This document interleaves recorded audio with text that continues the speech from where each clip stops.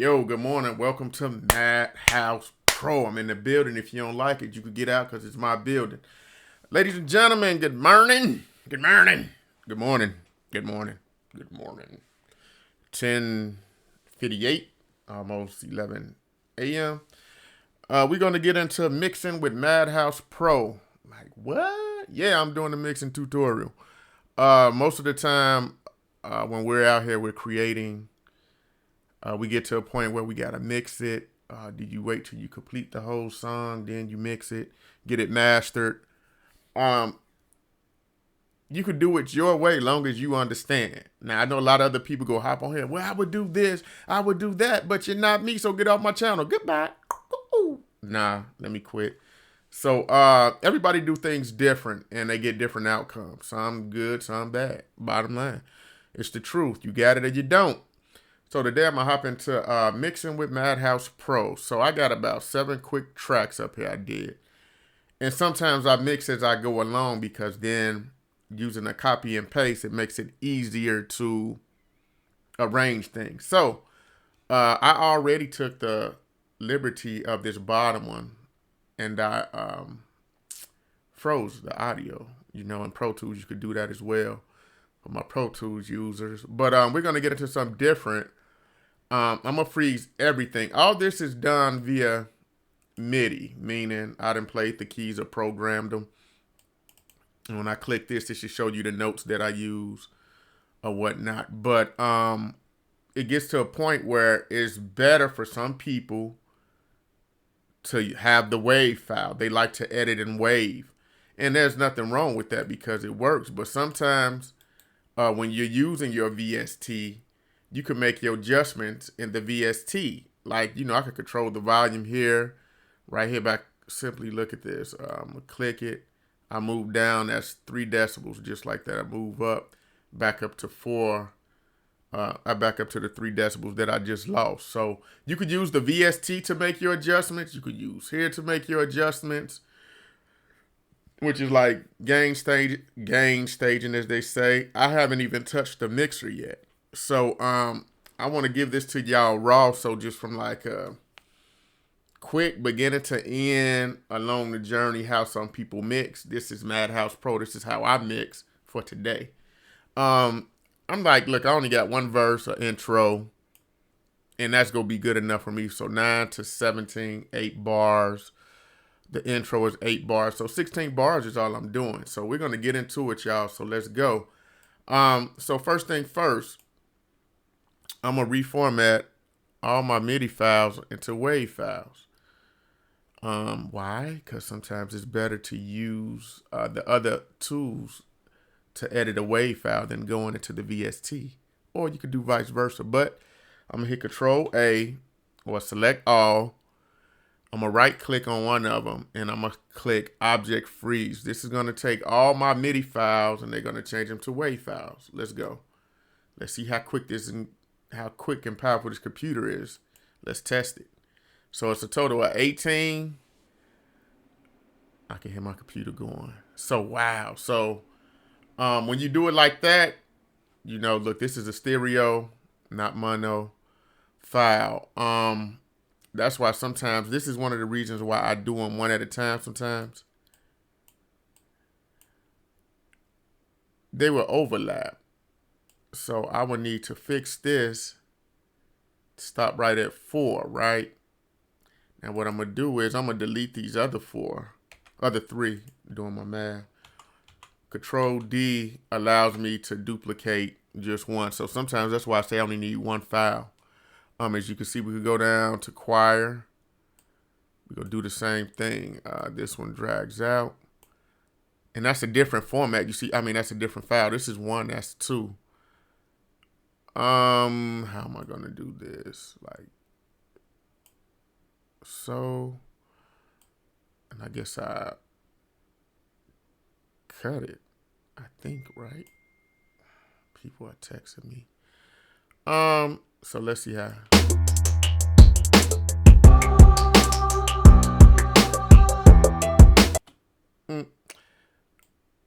So that's, I need that to bleed over into the other one. So I'm just doing a little. see it at the. All right, cool. Just bear with me. We'll glue these together. Better yet, pull this out a little bit more. Select tool, right click, and I click glue objects. It's gonna make it into one file. As y'all can see now, we good.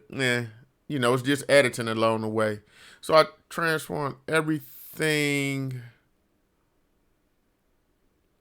into a wave format. So let's get into the mixing process, right? So I'm not gonna look at this, but I got it set to loop right at 13 because usually I'm working on sections. But we go send this back to the beginning. Now what I'm about to do is I'm about to go into the mixer, right? So I got everything labeled. That's why it's important. Independence on number 1, choir on 2, battery 4 on number 3, battery hi-hats on 4, the concert grand piano on 5, analog bass on 6, 7, I forgot what I use, but when you want to see, I use massive.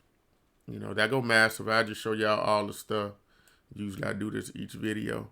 Analog Lab by Arturio or whatever. Yes, I mix them up, baby. VST, that's a Vita concert grand piano. For my native instrument users, yes, I use battery. I also use battery right here again for this kit. Phone keep beeping. For the choir, I use Vita choir. And for my very first one, I use Magic's very own Independence, right?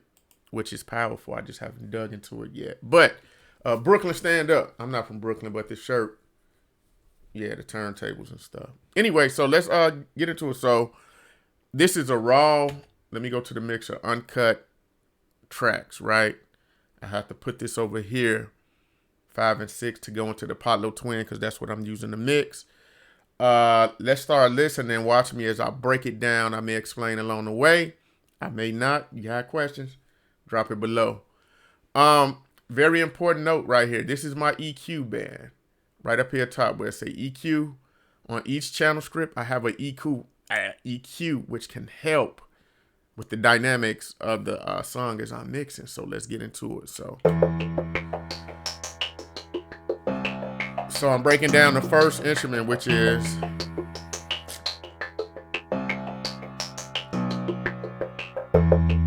so that go to bass, that go independence.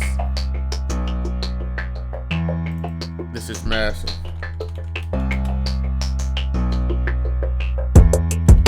Now I'm gonna take it back. I already clipped. Use your ears, as they say, and use the meters. That's what they're for. I have a hearing discrepancy, if that sounds right. I got a problem with my hearing, but yeah. So sometimes I have to look at meters to help me get things in range. So let's go. So if you look at the Independence joint, it's hitting about 12. This one hitting about at, I'm gonna reset it, about 10 or 8. That's pretty high on that massive, but the bass kicks in at around 10. And overall, we're like close to 0 already. So the drums come in, down we clipping. So this is what I do.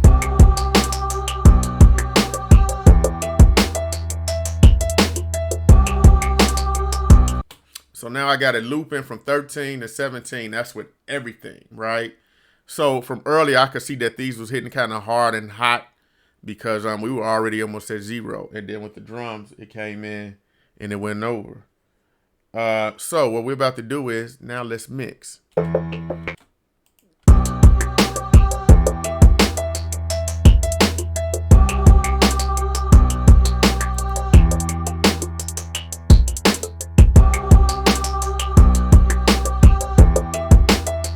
So the drum is clipping.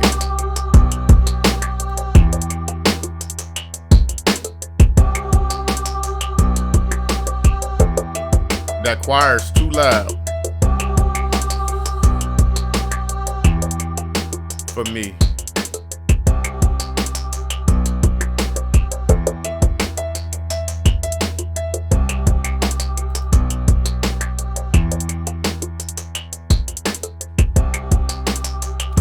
All right, so here's what I'm about to do now. Since I know kind of what certain frequencies some of this stuff is hitting at, I'm going to use the EQ to adjust that frequency to take that out of the full spectrum. Meaning, let's go to the drums. I'm going to solo the drums, or we going to do solo on each instrument.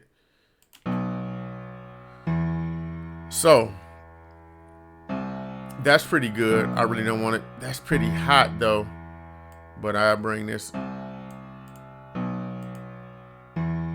That's about 16, 17. Right. So we good. So now I'm going to bring in the next instrument. And this is what I heard of the term summon, which everything together, right? So for me, as I bring them one in, one after the other, it kind of helps me adjust and get a good quality mix at the end. So let's go to the next one, which is the choir.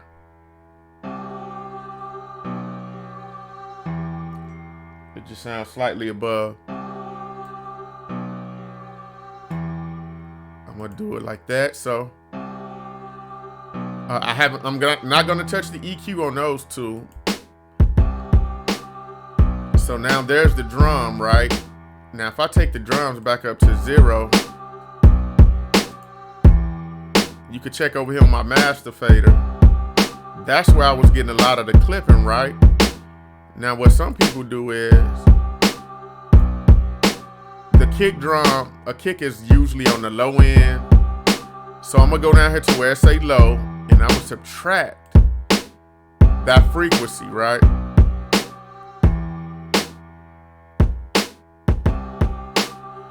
So y'all can see the effect that an EQ can have on an instrument, right?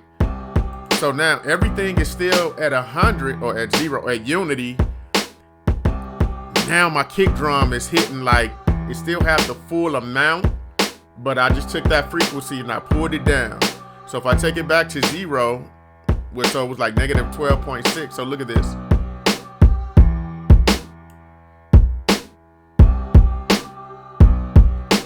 So now I stop and I ask myself, I'm losing a lot of that thump and that You know what I'm saying? So I'm like, man, I really don't want to do that. So with me as a mixer, for the sake of this video, I'm going to leave it in. Because sometimes you just need that. That's the way I want to hear that kick. So it's like, do I do it right here at the EQ, which affects that whole track because I got other instruments in that battery 4. Do I want to just like, it's going to affect all that, or I need that kick drum to kick like that. So I'm going to take it back to 0. I'm going to let it alone. It's only like 2.5. If you look over at 2.7 into the red. So we're going to leave it alone.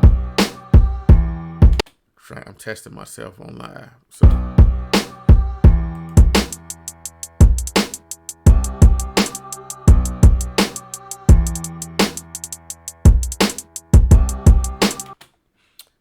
So hi-hat's pretty decent. Let's go next to concert grand piano.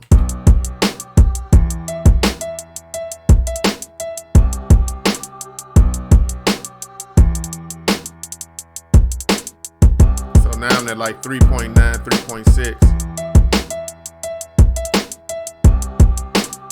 All right, now let's bring in the bass in here and see the effect it has.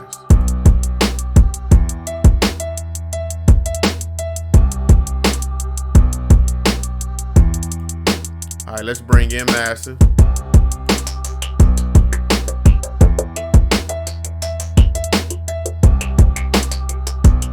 So like with massive, I want the high frequencies in that one. So I'm gonna go up to the EQ and I'm gonna adjust that. Now that will affect the overall signal going into my main channel. It's gonna do that. But let's do something like this first. So let's take out all the lows, because I'm not using the mid or the lows. I may use the mid and the highs on this one. So I took all that out. That's supposed to help that sound clearer. I've seen a lot of people do that when they roll off the bass in on instrument, or including the kick drum. Certain frequencies they will turn off, you know. So, but I'm trying that a little bit right here.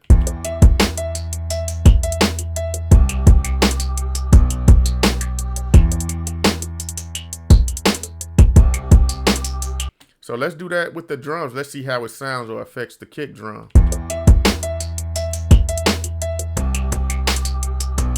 You don't hear that kick drum at all, right? Look. So off of EQing alone, you could see that the problem of that track before this mix is finished, going into the master fader, the kick drum is the issue, but that's what I want it to sound like. So I took the frequency, which is this low end right here, and I took it all out. Now I'm gonna turn it back on. I'm gonna slowly move it up until it hits to like where I need it or I want it to sound.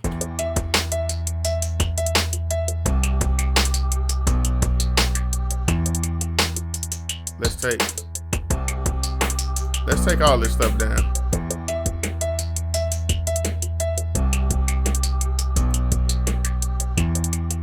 So with that whole track, I just turned all the frequencies down. I'm just doing this as we go along, y'all, just to give y'all an idea of how this stuff works and how you could use it to shape your track. So now let's get this battery 4 back into the mix, sounding decent.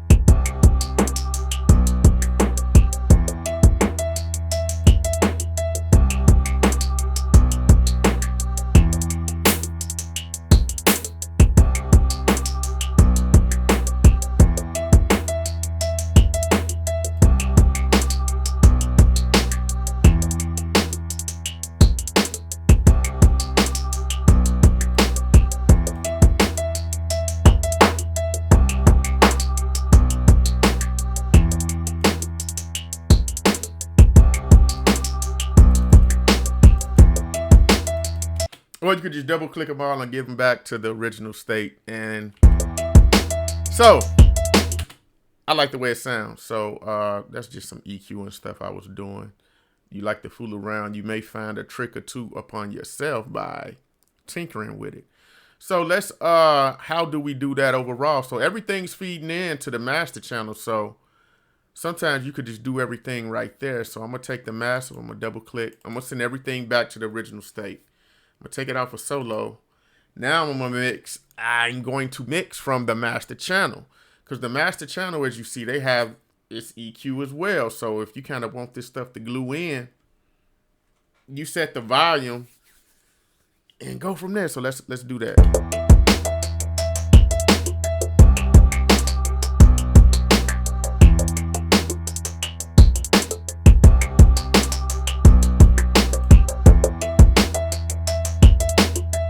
See, it don't sound the same, do it? No, it doesn't. Oh, these are the frequencies. I hit the wrong thing, y'all.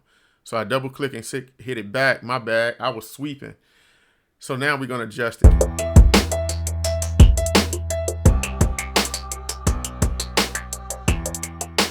Same effects as if I was on that bus channel, right? The drum bus.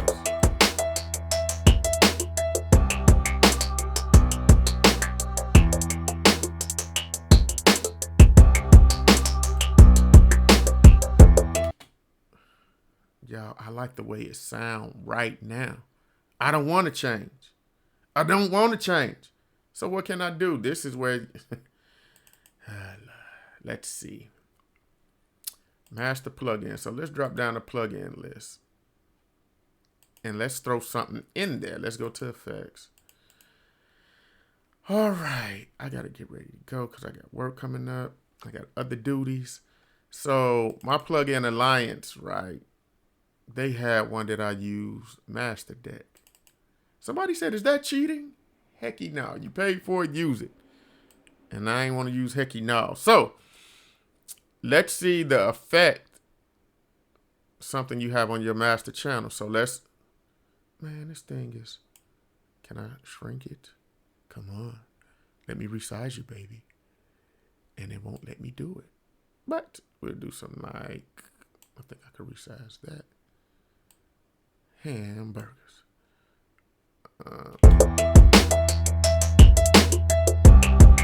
So, look, y'all. All I did was put that right there. Hope that. So let's bypass in between. All I did was put this on the main channel, y'all. I didn't touch nothing.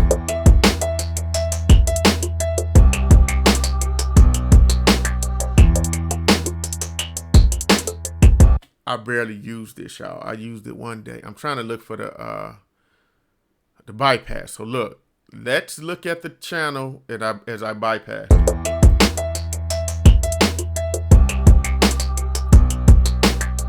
So here's my bypass button right here. Now let's see when we turn it on, can we hit a difference?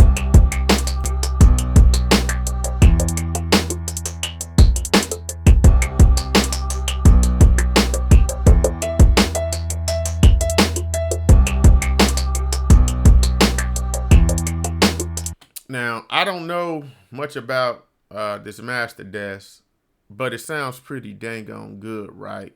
It keeps my track right there. So now what I'm going to do is, this is me, y'all. This is Madhouse Pro. Since when you buy these VSTs, it ain't like you got a course that you go to and they go show you how it works and give you all that stuff. So I'm going to look at, I could see one to say volume. That's good. That's what my daughter said. That's cool. 2, I see foundation. Really don't know what that is about yet, but when you turn them, they may sound different in your ear. You got 3 to tone. Some people want different type of tone.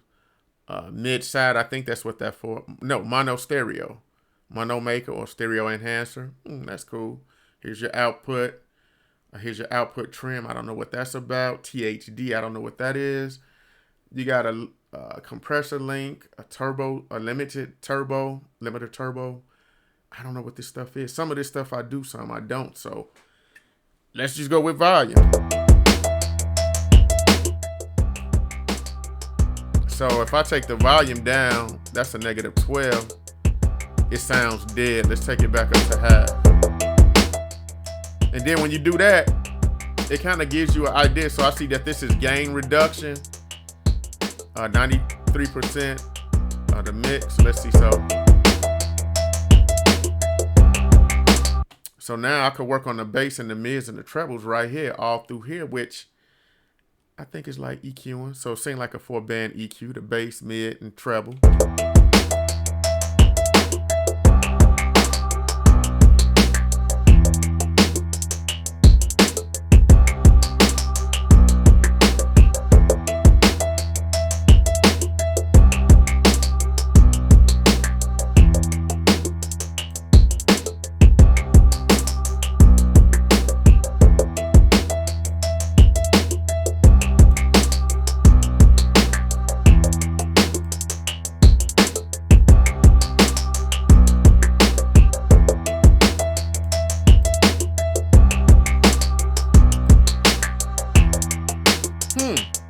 The foundation button seems special.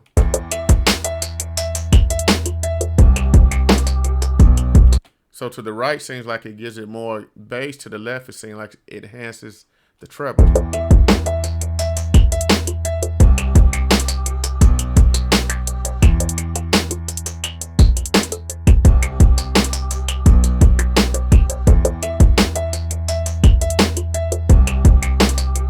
I'm checking the dynamic range here.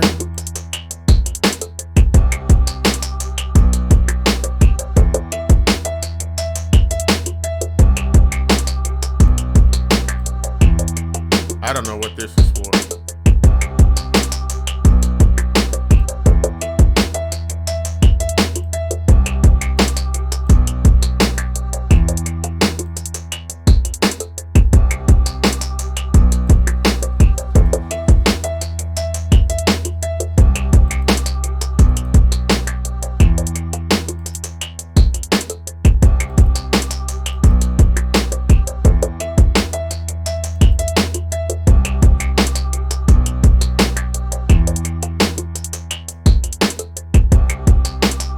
All right, so to me in my headset, it sounds pretty good.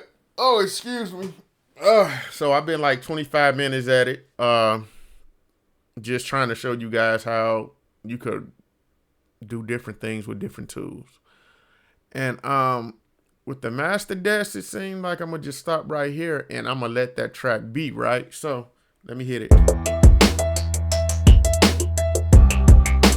So the gain reduction tool works here on the Brain Works because it works. And it's pretty good. So we're just gonna close this. All we did was put the master desk on. We didn't go through all the other tools because sometimes you don't need that much. And it still sound the way I need it to sound. So what I'm gonna do is I'm gonna export it, right? File, export. I'm gonna use the 4 point whatever. I want it wave and MP3. Yes, my name is Troy. It's going to my desktop. Chop Music 2023. Let's export it, right? Doopy 2023. Let's do that. And that's what it looked like as an MP3 file format. I am like in your way because I'm your host with the most. All this stuff is not for those who's visual. Here's the wave format. They did a decent job. You know what I'm saying? Some of this stuff is pulled up just a little bit. The frequencies are not full out. And I know sometimes when you see other channels, they stuff be thick. I be like, man, they got a lot of info. That's why it didn't take long, and this was a short thing. But let's listen to it.